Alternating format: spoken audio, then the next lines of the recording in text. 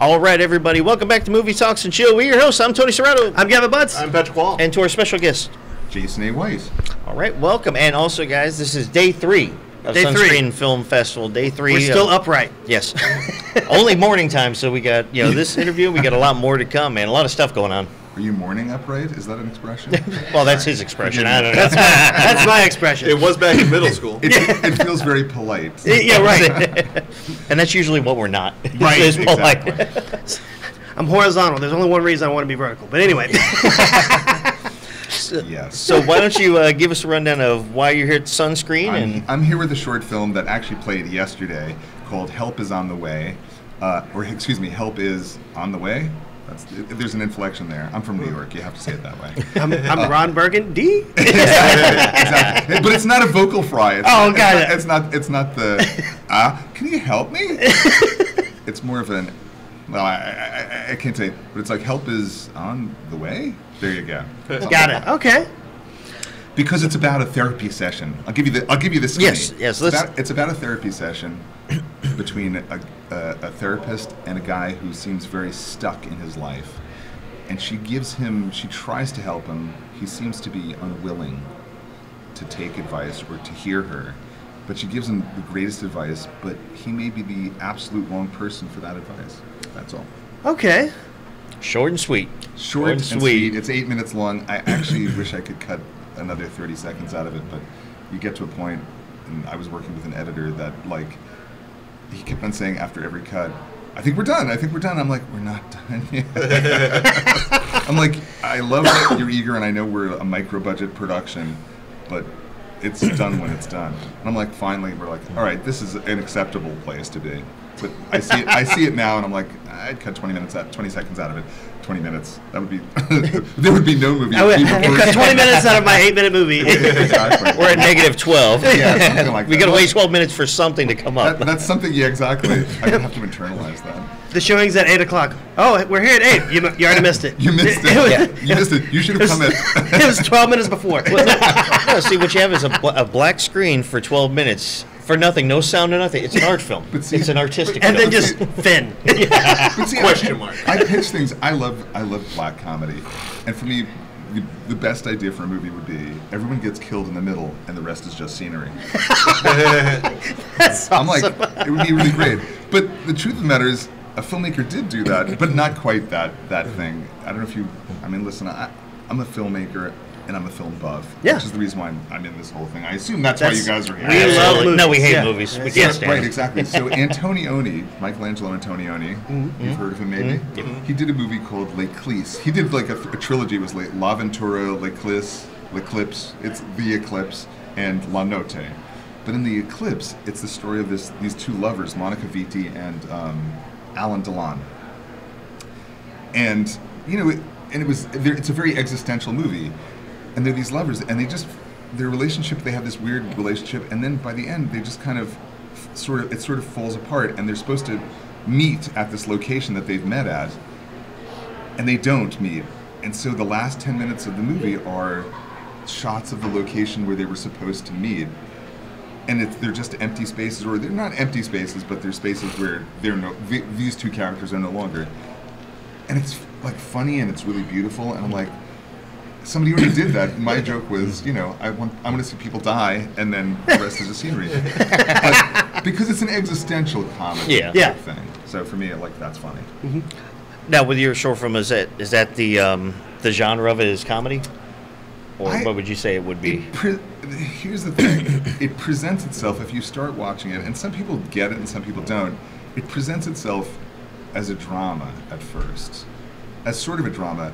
But I feel like there's subtle, I have to send it to you guys, very subtle hints that, like humorous stuff. Yeah. And I think I signal for it, but I'm okay if the audience is like, oh, it's a drama, and then it takes a very radical shift. Mm-hmm. But there are things in there that signal, and there are lines in there that signal that this is, because I feel like you have to give a little bit to the audience like that. Yeah. Mm-hmm. I'm really happy that when you're ahead of the audience and that the audience has to play catch up. Right. I think an audience should work. Exactly. Yeah. And also, Absolutely. it's one of those movies where if you watch it again, you see there are a lot of Easter eggs in there. Okay. Because I feel like a movie should be again, enrich you more each time you see it. Okay. Those are the best movies. If I see a movie once and I don't ever want to see it again, that's a problem. Yeah, I agree. Yep. We have several movies that we've seen and have been sent that have been like that. It's like, oh, this was nice. Would you want? No, it was nice. Thank you. No soup for you. No more soup for you. So whatever. Exactly. So I love rewatching movies and seeing like those little things that you didn't catch. Like if you watch the original Santa Claus, like when they're doing the montage of Tim Allen just going around the world, there are elves in almost every other scene, like secretly watching him to make sure he's becoming Santa. Right. And it's like, and those are beautiful tidbits. You know what I mean? Listen, Pee-wee's Big Adventure, I've seen this a zillion times. It gets richer every time, you know? I don't know if you like Pee-wee's Big Adventure. I loved it as a kid. Yeah. Hey, Tim Burton. It's still funny. It's still good. I mean, it has moments that I don't think work, but overall, I think it works. And also with a comedy, my theory of comedy, and I told somebody this the other day, end with a punchline. Like, yeah. And for me, the problem with Adam Sandler movies, and I love Adam Sandler, but he ends very seriously, like the pullback, and it's like, you're being very serious about this movie that's supposed to be like a hilarious comedy. And I'm like, a missed opportunity is, give us a joke at the end. The Farrelly brothers give you a joke at the end. Yeah. Dumb and Dumber. There's Something About Mary has one of the greatest fucking endings ever. It's like, I was just boning you to get to her. Yeah. It's like, thank you. I don't want him kissing my girl. And so for me, it's like, and I do that with the credits to each of my, I mean, I've only made 2 movies, but at the end, it's like, give the audience something so that they can watch the credits and have a joke. And it's not, I don't show outtakes, because I think that's hack. And also, I don't want to break the spell, but I can give them a continuation of the story. Yeah. And for this one, I wrote a song at the end of it, which I thought was funny, because basically, it's a retelling of what you just saw. Anyway, because I think there's something funny about that. Yeah. I don't know why it's funny, but it made me laugh. And that was an afterthought. Oh, nice. It was not a planned thing. I was like, in post-production, I talked to my composer. I said, do you think this would be funny? And then we sat and wrote a song. And I wrote the lyrics and he wrote the music. It was fun. But that's actually the best ones is when it's not planned. Yeah, exactly. Because that kind of means, actually, to me, like, you've rewatched it, or you've watched what you've done, you've seen it played out, you've seen it completed, and you're like, oh, I see something I can add to that. Or just, so now you're seeing that it makes sense to you and that you can add to that to make it better. Exactly. And, well, I discovered that in my first movie. And also, by the way, just because I'm a little bit older, I'm not precious with my writing. And if it doesn't work, I cut things out. But also if I see, oh, this was funny on the page, and it's not as funny in person. And I have this thing at the end of my first film, and I'm like, oh, that doesn't play as funny as I wanted it to. So I had to write a bunch of dialogue, and I had an actor record some lines that were really funny over the credits, so that it would be a continuation and make the story funny. And I think there's a really funny last line. But I also was like, again, certain things were not funny in the movie, and I wrote stuff extemporaneously, so I have a lot of voiceover. And I had a friend record something at one point in the first film. This couple gets together, and she's a serial killer, and he's trying to kill himself.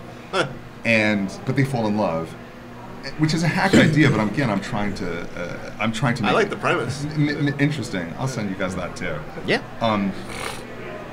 But they're driving along and they hit somebody and a head rolls across the thing. And of course I did green screen. I made it as cheesy as possible. But it wasn't, like in the editing room, it didn't play that funny. And then I'm like, all right, it needs something, which is reaction from the road. And I had my friend and again, she's not an actress, but I said, just say this line and do it as best you can. And it's like, oh my God, why aren't they stopping? And it's the funniest line in the movie. because of her pitch and her hysteria. And it's like, oh, that makes that sequence funny. Right. But you write stuff and you're like, oh, it didn't play as I mean, it made me laugh on page, but didn't play as funny, and so you embellish. We kind of got that from our interview with Nick Roth that we did. Yeah. He sent us a movie called Hanky Panky. It's a hilarious horror movie. Not to be confused with the Gene Wilder. Yes. No. Which is a great movie. Which is also a great movie. Exactly. But he was saying that when he was going through his writing process, it was the same way. It was like I laughed hysterically at some of the lines that were on here, but when it got on screen, the banter between it just didn't work out. So we had to change. Yeah. And you have to be. It's like improv. Mm-hmm. You have to be yes and or how can I do this. Yeah. So and filmmaking, it's a collaborative process. I love when people like throw in ideas, as long as they're ideas that are pertinent and they've read the script. And for me, it's like, yeah, how do I fix things? I just want to make the best possible thing. It's less about my ego and more about we're all working together to make a good project. The fact that I'm the writer-director, look, that's enough for my ego. Let's all work together and do this. So I'll take anybody who has a good idea. I'm open for it. So. And also with when it comes to like endings and stuff, like I like an ending that's just not saying shock or anything, but it can be funny, but it comes out serious. So we were just talking about it yesterday too with some friends of mine, and I said, to me, one of the greatest lines at the ending of a movie has been in the movie Clue with Tim Curry. So the very, they're doing the multiple endings. Well, it could have ended this way. Well, the final one, the FBI comes barging in. It's Mr. It's Michael McKean. Yeah, Michael McKean, and he's like, if you want to know who shot Mr. Body, I did in the hallway with the revolver. And he's like, now I'm going to go home and sleep with my wife. And it just stops, and then the music starts playing. It's the shake, rattle, and roll. But because they built his character up to be a potential homosexual. Well, he even says that, and that's what the thing. So I had a friend of mine ask me this, like, he watched it, and I repeated that line so many times, and he rewatched it again about, it's like 6 months ago. He's like, I thought he said he was a homosexual in the beginning. I'm like, that's also what makes it funny. Like, that is what makes it funny. But now I'm going to do a little argument with you. I actually find Clue to be really unfunny. Oh, really? To me, it has one joke. Maybe two jokes. I love all of the actors in it. I feel like it's a little labored, Yeah. But the funniest joke is Jane Wheatland, I am your singing telegram, and then she gets shot. And you're like, okay, that's really funny. And then also, and I'm going to go home and sleep with my wife. But the rest of it is just, there's a little mania. And I know people, listen, I love all of those actors. I love Madeline Kahn. I mean, I loved her from all the Mel Brooks movies. She's so phenomenal. I love Eileen Brennan. I love Tim Curry. Martin Mull. Yep. And they're all really funny. I don't find it like out loud laughable the way I find, say, an Anchorman or Airplane or Kentucky Fried Movie. Oh, I love Kentucky Fried Movie. What about The Goods? Buy Hard, Sell Hard. What? Live Hard, Sell Hard. Live Hard, Sell Hard. It's a movie with Jeremy Piven. It's about mercenary used car salesman. I haven't seen it. Yep. It's one of my favorite comedies of all time. It's about this car sales dealership, a used cars dealership. Is it similar to Used Cars with Kurt Russell? It's a little dirtier than that. It's dirtier than that, okay. Which is still funny. Jeremy Piven, Rob Corddry, Ed It's got a lot of people. Oh, shit. So Catherine Hahn. How recent is it? It's been out for a while. I think it came out like 2007. Yeah, it's been around for a while. To me, that's recent. Yeah. I go back a little bit. It's still within the 2000s. Yeah.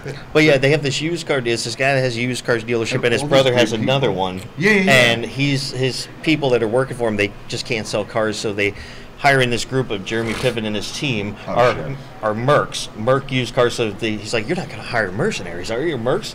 So they bring him in, and like one guy he's like, they call me the wizard. I move numbers. He's like, you remember MC Hammer? He was like, he was living in his left pant leg of his Hammer pants. He's like, I got him financed, no problem. It's got Ving Rhames, David. Yeah, Ving Rhames is awesome in it too. That's the accountant guy. The Goods. It's called The Goods, and then the bottom line is Live Hard, James Sell Hard. Brolin, I forgot, was the owner of the car lot. James Brolin, see, and again, Pee-wee's Big Adventure. James Brolin, hilarious. And also Aging Mr. Herman. Aging. Come on. Tony Hale, Ken Jeong. Yep. Dude, that sounds like a movie. I can't believe I missed that. All right, I'm putting it down on my list. Listen, I have gaps too. I'm not ashamed.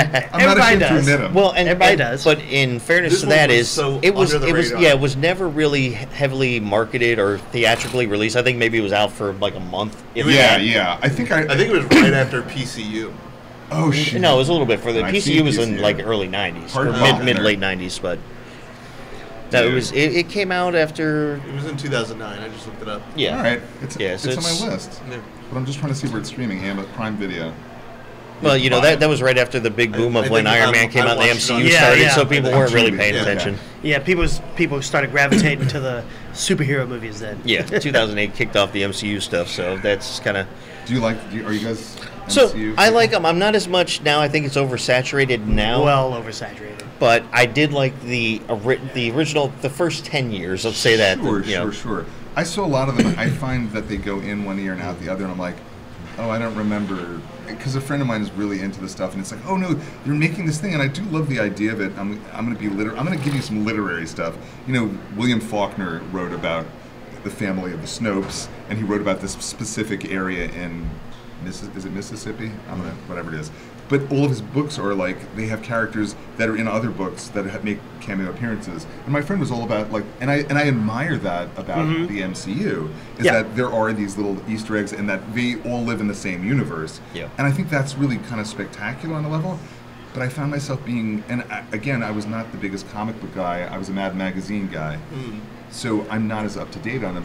But a friend of mine was explaining it to me, and I'm like, oh, that sounds really great if you're in the know. Yeah. But if you're not, and if you're not really, and my other issue with superhero movies, apropos, is it's always about saving the world. And I'm like, can't it be a cat up a tree? Yeah, right. Yeah, right. Well, not in Sam Raimi's Spider-Man. That was just about saving New York City. Yeah, And see, that's where And Daredevil Actually, really just the about shit out of yeah. Hell's Kitchen. No, and that's exactly it, and that's why Spider-Man, the first two Spider-Man are really good, right? and that's why I liked M. Night Shyamalan's take on Unbreakable. Unbreakable, and then Split, and then Glass. Yeah, and it was really interesting. And it was because like so Unbreakable you had. But I think Unbreakable is the best of them. Is that possible? I don't know. I like Split. Okay. I like Glass. I like his range in Split and his ability to just even on screen just drop into that next he's character. great in it, sure. The one scene I've told them about many times, it's in Split when he's at the doctor's office, his psychiatrist. There's multiple times. It's towards like the middle or toward near the end of the movie, and he's sitting there and he's the one guy Dennis, but he's pretending to be the guy Barry, and she's talking to him, and just in the camera's just on his face as she's talking, and you watch as the personality change just with a couple eyebrow changes. And it was amazing. And it was so amazing. Good. And you give me credit for that. But again, that's not in the MCU universe. No. And that's why I liked it so much. Is that all right? So Unbreakable, you have like the hero introduction. Split, you have the dark side of the villain. Oh my God. And then Glass brings it all together. Yeah. And it was great. No, it was super smart. It's so funny because he's like up and down. Yeah. Because I did see what was the crappy Mark Wahlberg one? Happening. I was going to say yeah. the crappening. I also saw Older at the one at the beach. I'm like, this could have been something, but he made such weird choices. Yeah. Oh, absolutely. For me, I would say the special place I had with the comic book stuff is more that I grew up reading the comic books. My grandmother, ironically, she was a huge comic book person when she was a kid. I don't have. My uncle has a photo of her. With the first Superman. Actually, she has it in her hand, and I was like, where the fuck is that? Yeah. And I think she might have taken it with her on the afterlife. But, the old tag? She's buried with it. But so that's how I grew up. An And my Egyptian grandmother and my burial. uncles were, big comic book and, sci-fi geeks and everything. So for me, growing up with it, I knew the storylines. I knew what was going to happen. Obviously, they took certain liberties, but I can appreciate everything. I came late to Jack Kirby. I'm a big fan of, like, Plastic Man. Oh, yeah. And also, what's his name? They have an award, Will Eisner. Will Eisner? Anybody? Michael Eisner? No, Will Eisner. don't know My Will. fuck! Are you guys don't know Will Eisner? If you know comic books, God damn you guys! Come I know on. comic books and characters. I don't know like all the artists and Eisner's everything. Will Eisner's I can this tell is you. now the I end of know Movie who Talk Jack and Chill. Kirby is. Exactly. Now that I shout on you guys, Yeah. get the fuck out of here. How do you not know Who the this? fuck are you, dickbag? You're at a film festival. Get the hell out of You here. snob. It's not comic books and chill. It's movies. It's not comic books and shit. All right, but to be fair, there's a book. I read this book because To be fair, we've turned off your microphone. Yeah, I was gonna say. Hello? Testing. No, I read this book by Scott McCloud called Understanding Comics. Okay. And it's a fun book for somebody who's not a comic book person, but he shows you all these different panels, and it's a really accessible book about how to tell a story and how to tell a story in comic book panels, and it's really fun. But they talk about Will Eisner, and so I had to go back and do Will Eisner. Now, Will Eisner was like the modern founder of a really cool type of storytelling in comic books. So they give out an award called the Will Eisner Award. Okay. And I forget the name of because he did a comic book that's huge, and it's really comic book people really know that. So forgive me if I was. No. So like, if you were to say to me, like you said, like Jack Kirby, if you were to say But Jack Kirby, Seth MacFarlane, if you were to tell me Sure. Frank Miller, who was the exactly. great one to Everybody create loves the Frank actual, Miller, of course. But if certain ones, but like not all the writers or all the actual artists do I know, but I know the stories. And again, Will Eisner was from the 40s. He did The Spirit. The Spirit, exactly. Oh, I'm sorry. It was Todd McFarlane, not Scott McFarlane. Scott Mc. Yeah. I was going to say Scott McFarlane is Family Guy. I got Todd it. McFarlane, who did created Spawn. Spawn later, Yeah. but he was actually the first person to Spawn. create the circular-looking web on Spider-Man. Later on, he redesigned it all the time. So he's the one who redesigned the look of that. You're going in depth. I'm a traveler. I'm the Reader's Digest version. Yeah. But I know who Will Eisner is. I know these. Well, I had to redeem myself after not knowing No, I know. who Will Eisner was. But you may hate the book, but for me it was helpful also visually for film. Yeah. This book, Scott McCloud, Understanding Comics, because of course comics are a visual medium. Yeah. And and now I'm going to go back into film. My criticism with somebody like Kevin Smith is he's a big comic book guy. Why do his movies look so shitty? I'm like, you're a visualist. You work in a visual medium and you like comic books, and your movies are so flat to me. Actually, because he is not as creative as people think.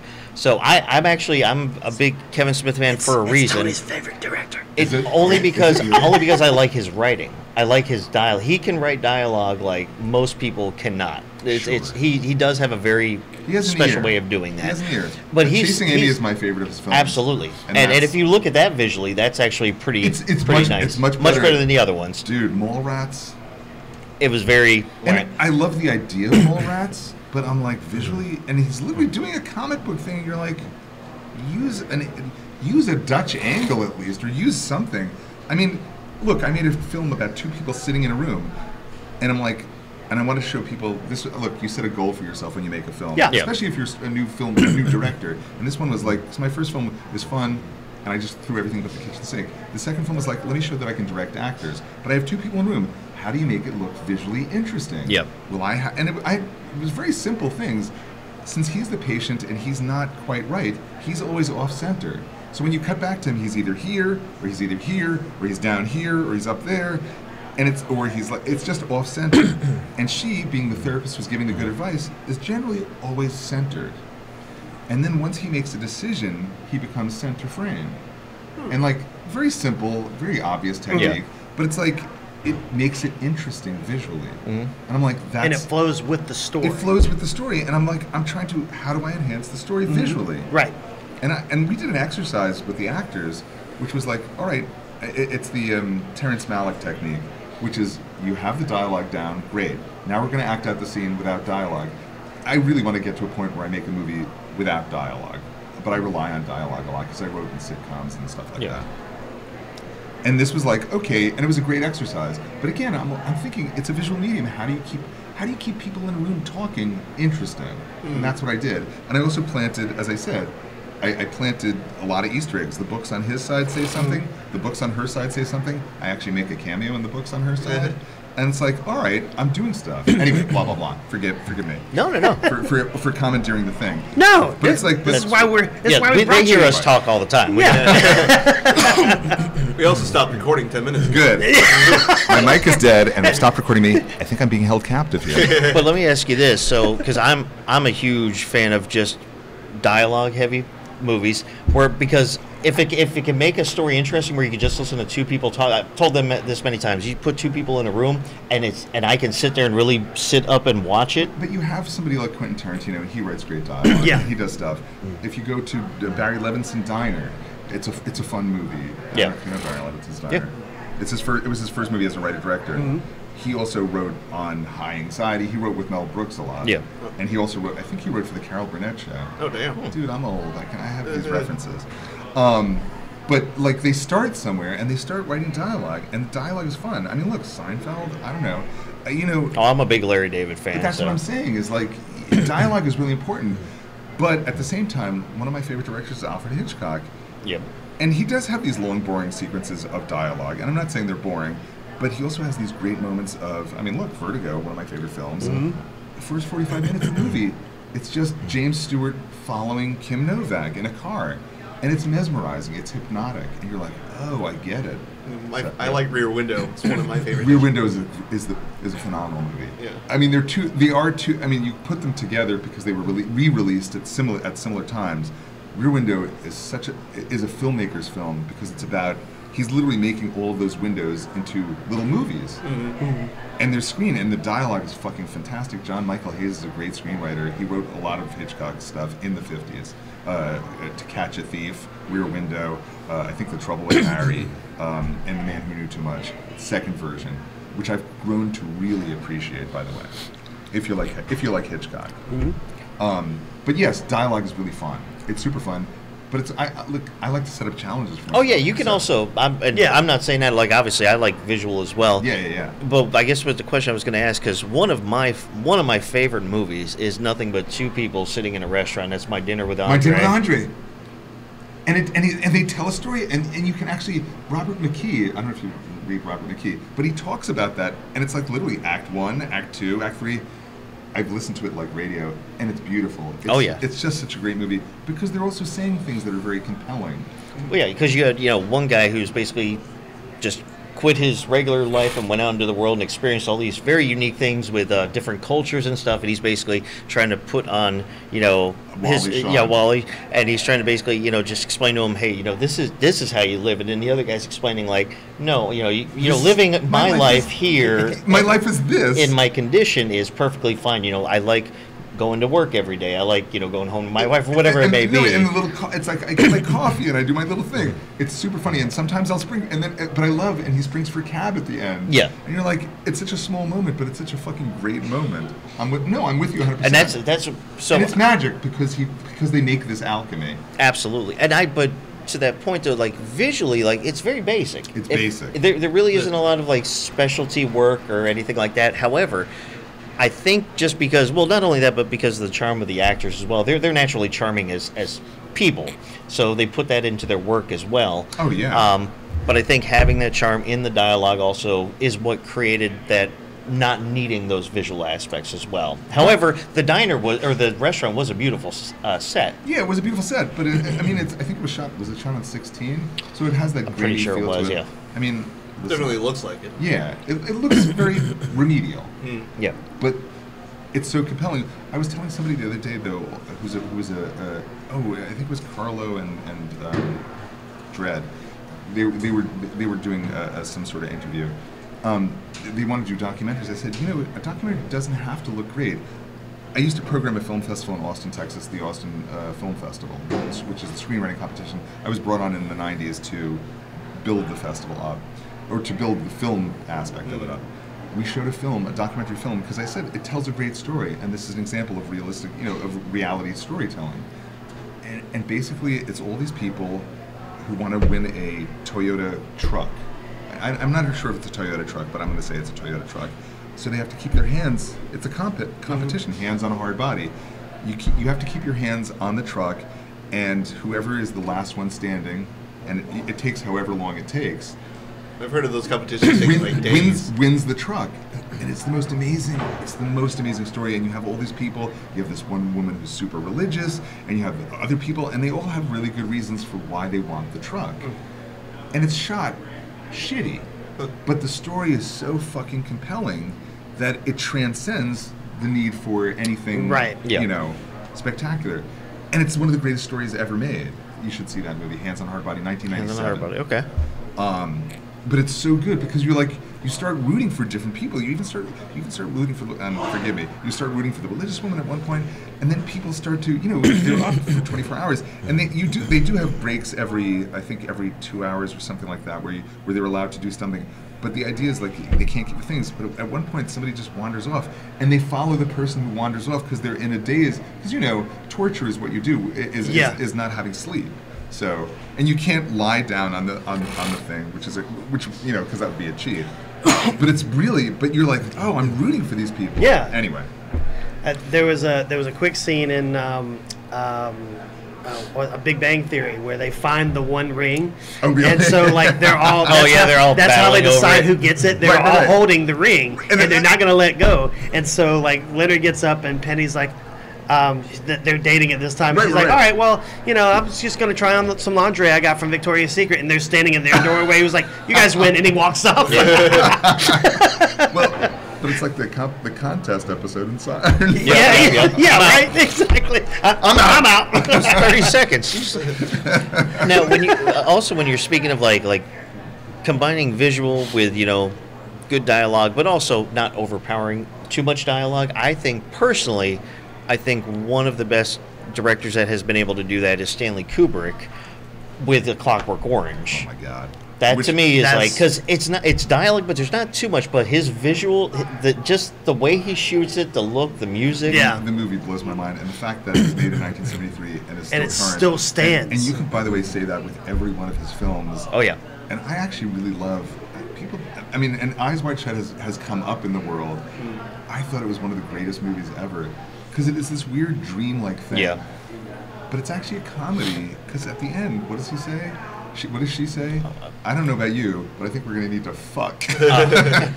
Again, punchline ending. Yeah. And he's not a comedian. No.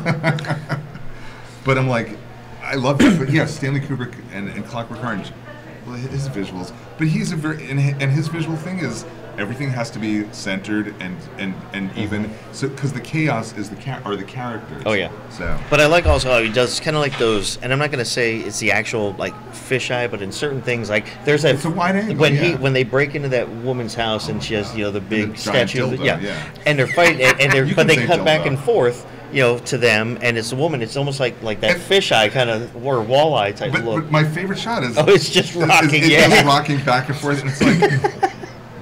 But that was art to them. That was her art there. And it was brilliant because he's doing so much, but he's a genius, man. Oh yeah. But I think I was just illustrating like to him. But to me, I think that's one of the best directors to combine all those things because he can do.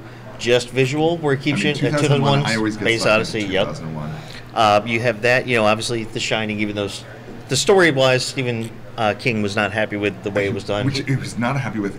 But did you see the version that they ultimately made, the TV version? The Tim Daly. It's not Tim Daly. No, it's the same guy from Wings. It's Steven Weber. Steven Weber. That's what I'm thinking of. Yep. And it's just like this isn't as good as Stanley Kubrick's version. But Stephen King liked the way the story went better. He was more focused on how the story went, not the. I don't think the visuals. But the thing is, here's the thing. We're going to talk about a lot of things. Yep. Books versus films. Books give you something that films can't give you, really. You get the interior monologues, you get the things. As an author, you have to understand, because film is an external medium. Now, some people can really capture the flavor of the book, but it's always going to have to change, because they're always going to have to either abbreviate or do any number of different things to it. That it's going to be a different experience from the book. And my theory is always, make a good movie out of a crappy book, or leave the book and make your version of the book the best that you can make. I think and I've read The Shining, and The Shining, the book is a great book. I think The Shining, the movie, is a great movie. Yep, and most people do. And they're different. Well, it is. I mean, it just is. And it's one of those things. I saw it on a double feature, this is going to date me, with The Blue Lagoon. Oh, yeah. The Blue The most Lagoon. bizarre double feature. And by the way, it was rated R. I was too young at the time to see it, but we ended up seeing it anyways. Because back then, nobody really gave a shit. Because you were 2 back then, right? Yes, exactly. I think what I read about is one of the few movies that Stephen King actually was very pleased with how it turned out was Stand By Me. Yeah, Stand By Me, and I think he loved Misery, too. He did like Misery, yes. And Misery's a great movie. Oh, yeah. Nothing like Every a good time I hear howling. about that movie, I just picture that foot just flopping around. The foot. Well, the funny thing is how that story has become such a I want to say like a TV staple. The way that they used to have that story, they take the Rashomon and they make it into a TV episode. You know? Which is you get the story from 3 different perspectives. And I love Rashomon for that, and I love when TV shows kind of adopt movie type stories and do that. Oh, absolutely. But it shows that it stands, Oh, absolutely. Now that's another thing, seeing all the different types of films that come here in the festival, and from all different perspectives, all different ages, all different cultures, and just seeing what their vision brings out. It's really nice to see it, and I saw a film yesterday at this Labyrinth of the Mind thing. It was a 3-minute short, and these people are young filmmakers. They make you care about one of those rubber ducks, like those. It's not a rubber chicken, but it's like they're flat ducks that float in a tub. Yeah. And it was the most charming film. It was really well shot, and it's dark too, and funny.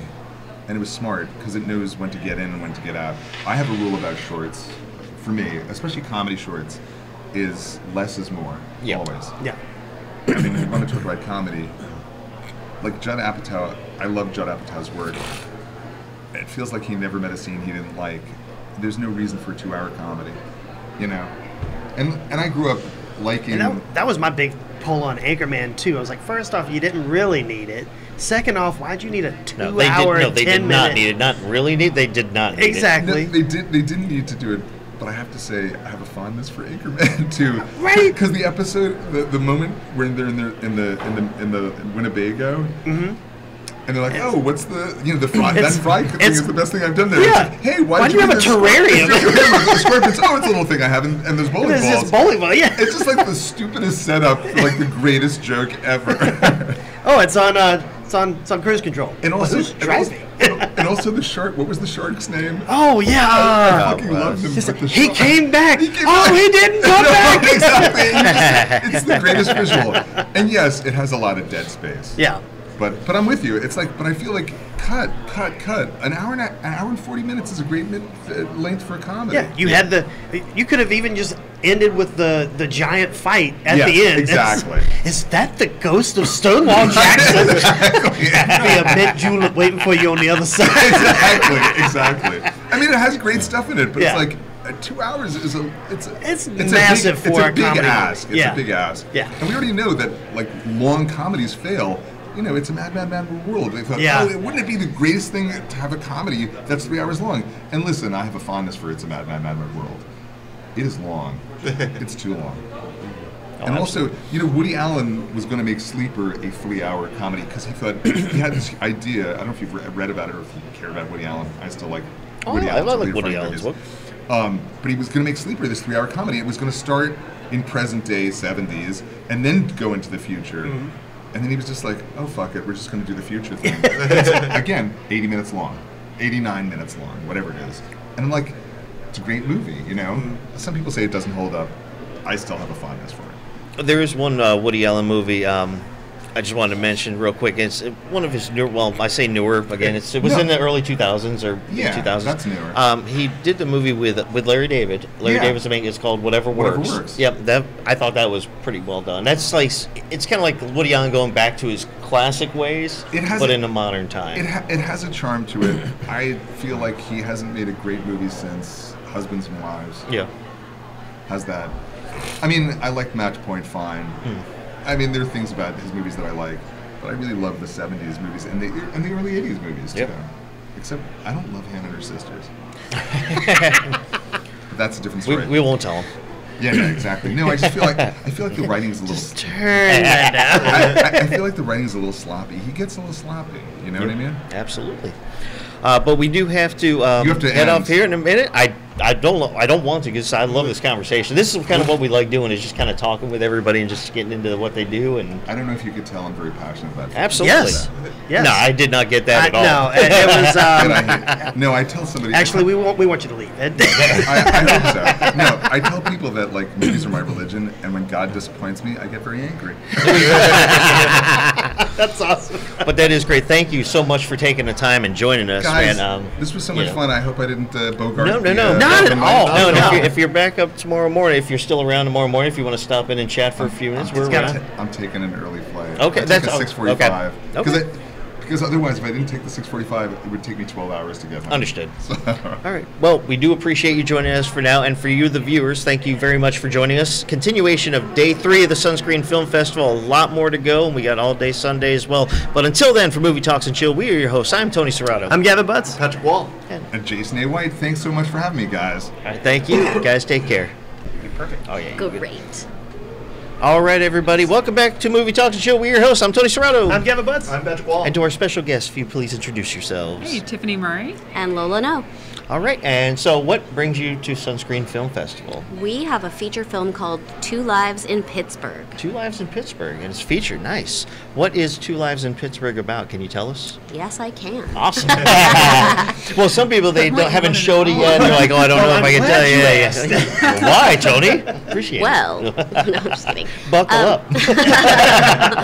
Buckle your seatbelts. We're going for a wild ride.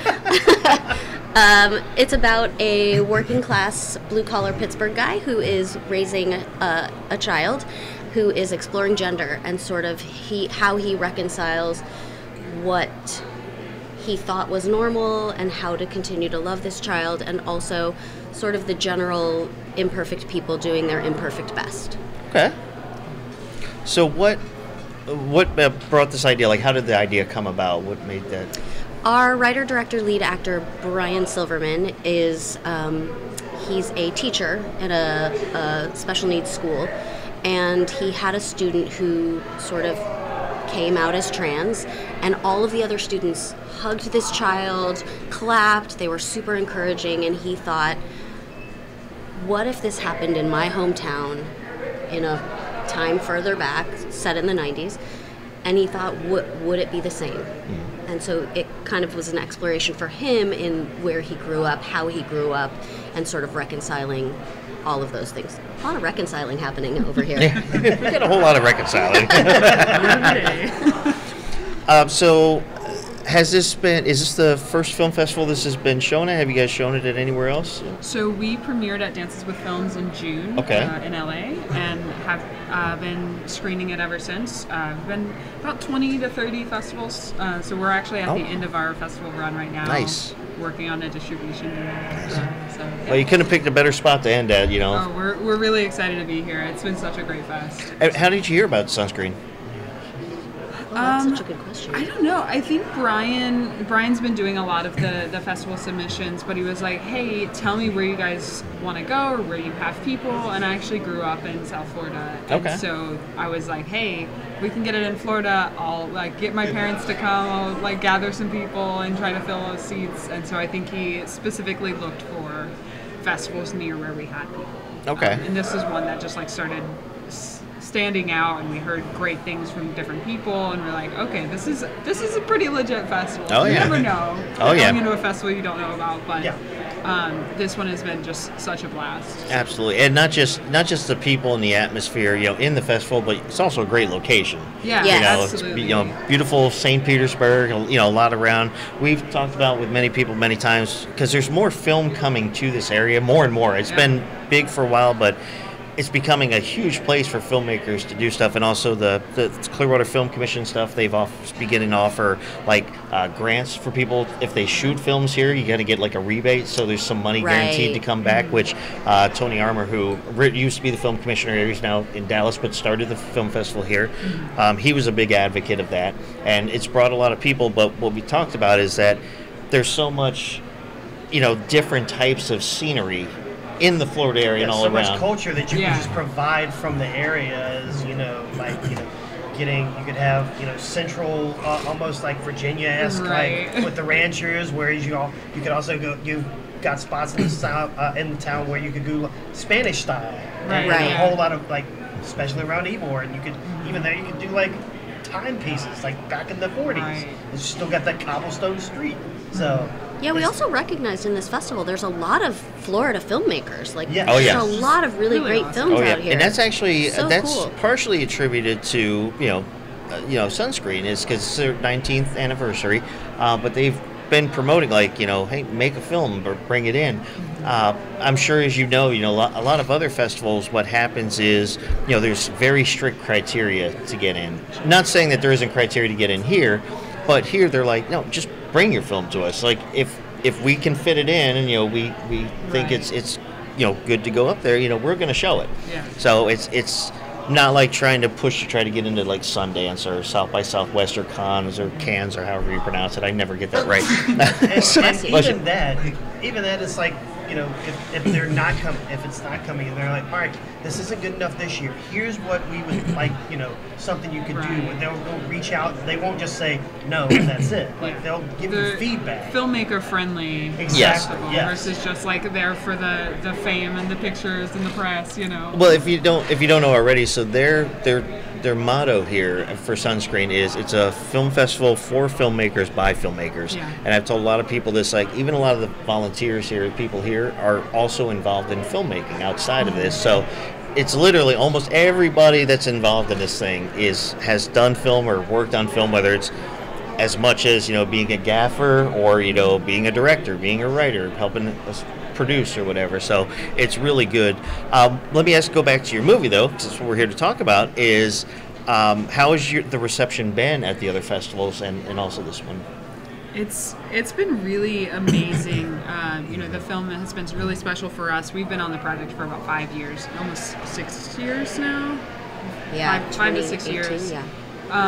And it's been so special for us for so long, and now finally getting to get in front of other people and then seeing how special it is also, and like telling us like, wow, you made something that's so like impactful. Even if I'm not going through this experience, it's still just about imperfect people. We're all making mistakes, we're all learning, and I think at the end of the day, that's the heart of the story, and everyone can find something in it to relate to, but also have a lot of laughs and feel like a part of the family. Oh, absolutely.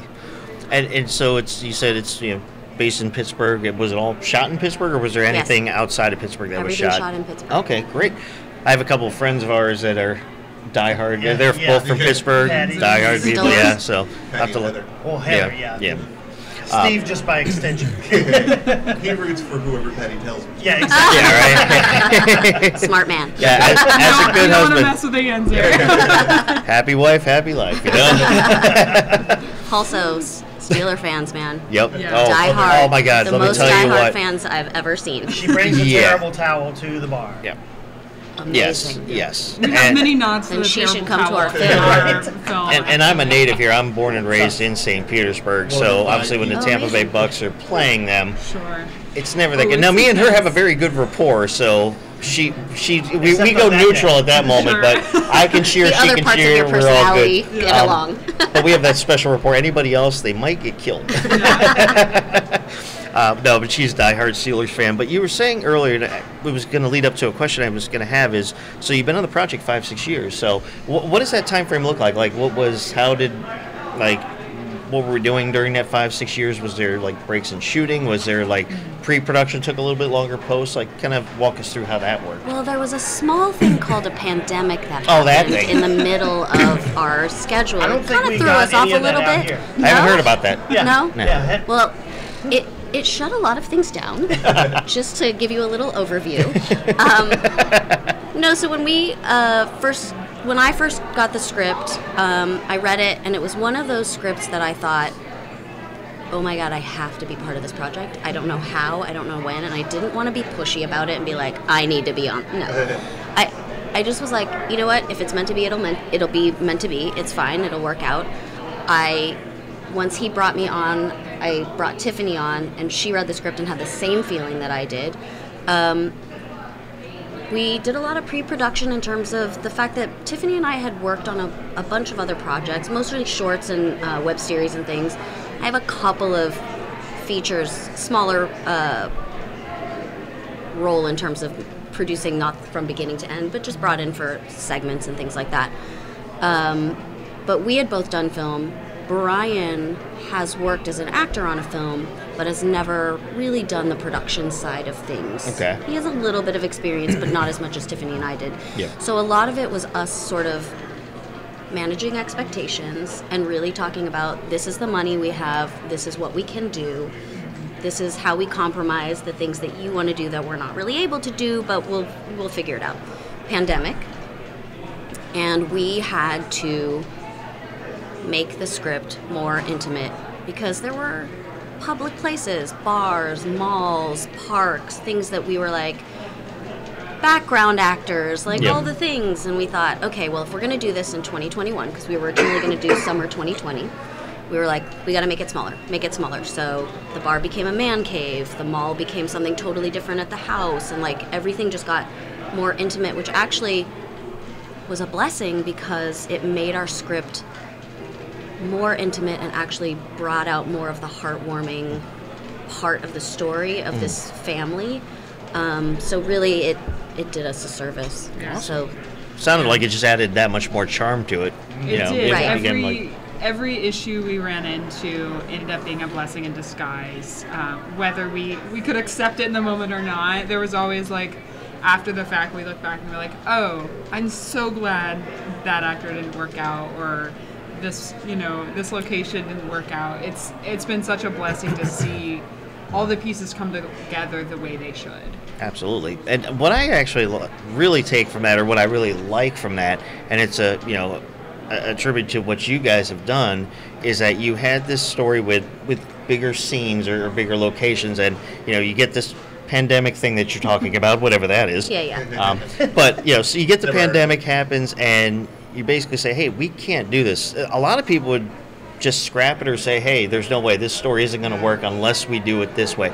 You guys worked around it and figured out a way, and apparently it sounds like it just made it that much better. So it's, again, like you said, a blessing in disguise. But it's really interesting to see, not a lot of filmmakers can do that, or full production teams can do that, to be like, no, it has to be the mall, or it has to be this house, or it has to be the beach, or whatever. You make compromises, you make adjustments, and sometimes happy accidents, Yeah, I mean, at the end of the day, we all felt like it was such an important story that needed to happen in some way. And so how can we adjust to what our money allows, what our time allows? How can we modify the script in a way that doesn't lose its heart, but also get it made and get it seen? And I think there were many drafts of the script over, especially the 2020 era, and we ended up doing some plastic surgery on it. And we read the script and we were like, wait, this isn't the film that we want to make anymore. Yeah, we didn't recognize so we reverted. We were like, okay, that was an edit that we shouldn't have made. But it was so nice to have that time to really sit with it and let it just burble in us, and think like, what was it that I had in that one that I don't see here? Like, I remember having a call with Lola and being like, there's something not right anymore. And it took us a long time to figure it out, but we had this time, But you had that, you could get that feel from reading through it that this is not where we want this to flow. Yeah. Yeah, we didn't have the same feeling that we had when we, and yeah, when you read something over and over again, there's always that, like, am I used to it? Am I just not feeling it because I know what's coming? But we had, in every iteration, read it and felt that thing, and this one, like that end goal, we were like, we think this is it, and then we were like, oh no, this is not it. We need to let's go back. Is this the same thing? This is not the same movie yet. Well, the characters are the same, sort of. I don't know. It's weird, but also, as filmmakers, production always has fires, and you always have to pivot. Yep. So I think that is one thing that I will say about our team, is I really felt like our ability to pivot and make the best of a situation actually really worked to our advantage, and we were all problem solvers and not sit and wallow in what's happening. And we just were like, okay, so this happened. What do we do about it? Yeah, you guys did what they call the AAA. It's a terminology used a lot in corporations use it, but it's a big thing in film as well. And it's a term of when issues happen or occur, when things aren't going your way. The AAA is accept, adjust, and apply. Exactly. So accept what's going on, adjust the situation to fix it, and apply those corrections. So. Yep. But a lot of filmmakers use that terminology with that, so that's perfect. That sounds like that's exactly what you guys did. I think that's awesome, because I've years and years ago I've worked with some people that did film, and they've literally scrapped the movie after they put in months of work because they were so. And usually because it was, they were indie makers, but they were also just like the person was the writer director, and it had to be his vision, his way, and wouldn't listen to anybody else. And unfortunately, he could have made great things if he would have learned how to do that. But again, you guys have that, like you said, you problem solvers. You figure things out and you get the job done, and you make a great story. Well, and that's something that was really important for Lola and I. Knowing that Brian, this is his first feature as a writer and as a director, we wanted to make sure that he was open to our suggestions coming from the production side, saying like, hey, we really need more money in production design. Like, to make it look like a 90s house in Pittsburgh, it's not going to be, we're not going to walk into an Airbnb and it's just going to look right, know? And so we spent 2 years watching movies. We would have movie nights and play pause the movie and say, okay, I like this shot because of this. What does that mean? And so I'd explain, okay, the camera movement, this was on a dolly, and then they did a zoom here. This is the difference between a close-up and a medium. Like, see how the background is more out of focus. And so we really just did a crash course in everything so that all of our brains were on the exact same page. So when he's on screen, on set, he can look to us and go, that was the Kramer vs. Kramer shot. Did we get it? And we're all like, I know exactly what he's talking about. Yes, we got it. Or, you know what? The shadow wasn't right, so let's move this light and do it again, We had a very clear visual vocabulary. Nice. And we all knew exactly what we were looking for just based on the research that we had done together, which I think was such a blessing, because not only did it help us as filmmakers grow our own skill set and our toolboxes, but it also gave us a really cohesive working relationship as a true collaboration. Absolutely. And it was unlike anything I've ever experienced. I'm really grateful that we took the time to do that. I mean, even our crew, it's unheard of to have kind of, after every shot, 3 people have to give approval in order to move on. People Usually are like, it's just this one. is not going to be a productive set. But because we had this working knowledge, we just looked at each other, we went, yep, got it, moving on. And we wound up with 8 and 10-hour days. We went to 12 hours maybe once on the whole shoot. And that was important for us. We wanted to create an environment that our crew wanted to be. We wanted to hang out with them after set and not be exhausted. Yeah. We want to have this family vibe.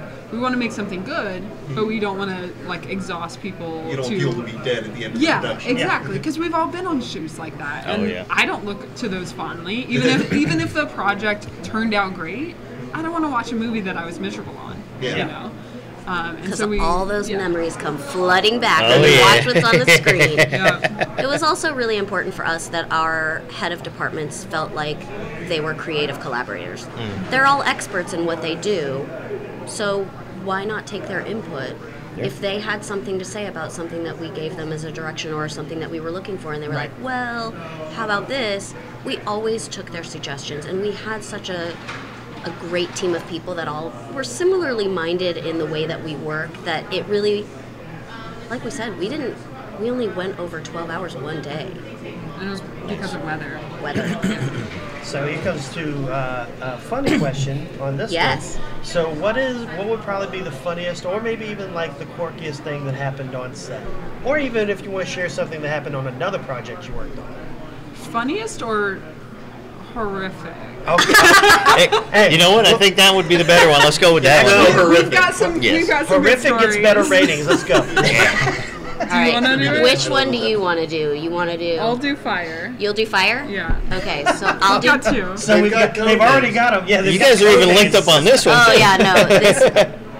When these things happen to you, it's very difficult We were talking to to an actress not yesterday, and we're remember. like, what's the funniest thing? She's like, oh, it's the vagina story. We can't tell you the vagina story, but they told us the vagina story. And now you're like, oh man, I gotta know. You're like, what the now I dinosaur need to know the is." vagina You story. don't bring it up and Right. say we They can't can't tell you put- this. Correct. We spent 5 minutes saying, no, we can't tell you that. Especially when you use the word We can't tell you vagina, that. like you can't just be like, What is no. happening? Yeah. And Yeah. now we haven't recorded.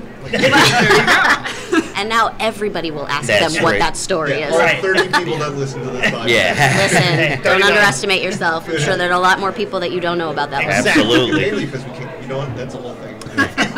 Don't put that out there. Don't do it. Yeah, I'm just gonna anger iHeartRadio. So back to the horrific stories. Right, horrific stories. So, our production team, which consisted of, 8 people? Yeah, 8 people. We were all staying in one Airbnb because we wanted to have a production hub house, and we were staying in a house that we were using as one of our locations as well. It was one of our main locations. We had built everything around this. Our production designer had come out, purchased things. Everything was stored in this house. All of our production design, the camera gear had just come in, Wardrobe. all of the wardrobe, all Everything of our that- own stuff.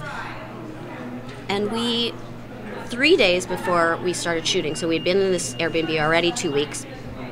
3 days before we started shooting, we realized that there was a bed bug infestation in Massive. the Airbnb. Massive. Like, you could see them. Oh, Everywhere. A bunch of us thought we were just We're in Pittsburgh. It's humid. Mosquito bites, maybe. Been I don't know. hanging There's out a lot of outside there's a lot of bugs. No, bed bug infestation. Yikes. We pulled everything out of the house. Sent 2 people to go do literally 30 loads of laundry. We bleach wiped. Thankfully, we have the forethought to have bleach wipes. Bleach wiped and vacuumed everything that we owned. Suitcases, camera cases, all the production design. The wardrobe went to the laundry, like everything. I think we ended up going to a hotel, all of our stuff in the backs of trucks and trunks, like in the parking lot.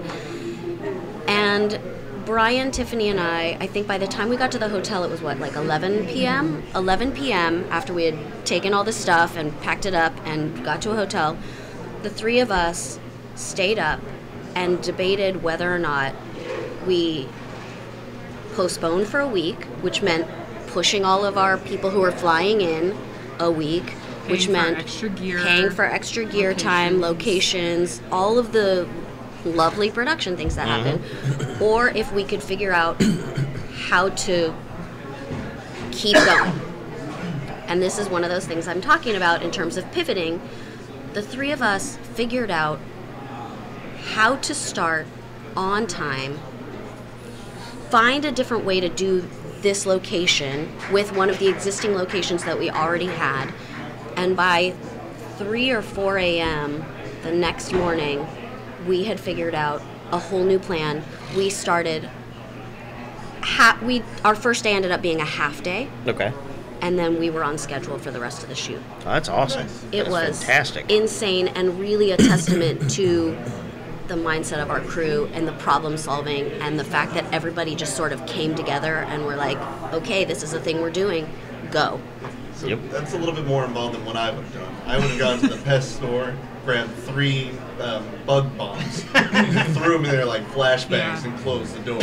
And come back a couple hours later to sweep up those The baskets. location was to the point where we didn't trust a bed bug bomb.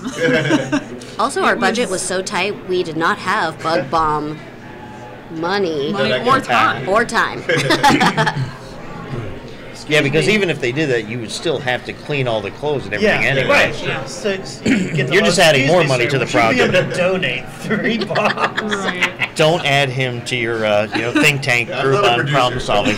There was one moment where we were sleep deprived, we were exhausted, and just honestly really disappointed. And for about 5 minutes, we said, "Do we cut our losses?